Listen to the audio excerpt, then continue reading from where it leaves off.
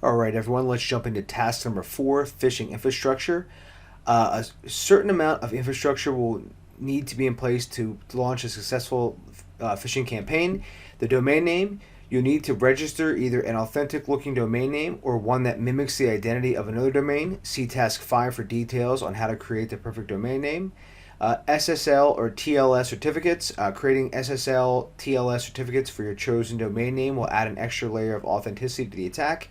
Email server account. You'll need to either set up an email server or register with an SMTP email provider. DNS records. Setting up DNS records such as SPF, DKIM, and DMARC will improve the deliverability of your emails and make sure that you're getting into the inbox rather than the spam folder. Web server. You'll need to set up the web servers or purchase web hosting from a company to host your phishing websites. Adding SSL TLS to the websites will give them an extra layer of authenticity and analytics. When a phishing campaign is part of a red team engagement, keeping analytics information is more important. You'll need something to keep track of the emails that have been sent, opened, and clicked. You'll also need to combine it with information from your phishing websites for which users have supplied personal information or downloaded software. So now we're getting into the actual software, the actual phishing kits. First one we have is GoPhish, which is an open source phishing framework. You can get it at getgofish.com, and we'll take a look at that in 1 second. So GoPhish is a web-based framework to make setting up phishing campaigns more straightforward. GoPhish allows you to store your SMTP server settings for sending emails, has a web-based tool for creating email templates using a what you see is what you get editor. You can also schedule when emails are sent and have an analytics dashboard that shows how many emails have been sent, opened, or clicked. And the other one is SET, which is Social Engineering Toolkit at trustedsec.com. Again, the Social Engineering Toolkit contains a multitude of tools, but some of the most important ones for phishing are the ability to create spear phishing attacks and deploy fake versions of common websites to trick victims into entering their credentials.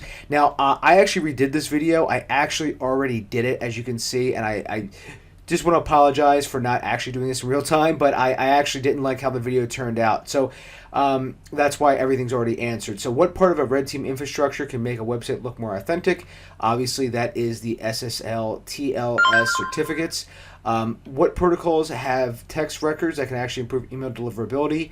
Obviously, that's DNS. DNS is, again, that's going to go back to the SPF, DKIM, and DMARC records.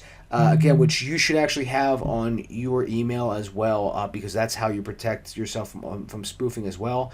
And what tool can automate a phishing campaign and include analytics? That will be GoPhish. So if we looked at GoPhish, which is at getgofish.com, you can actually see here it's open source phishing framework.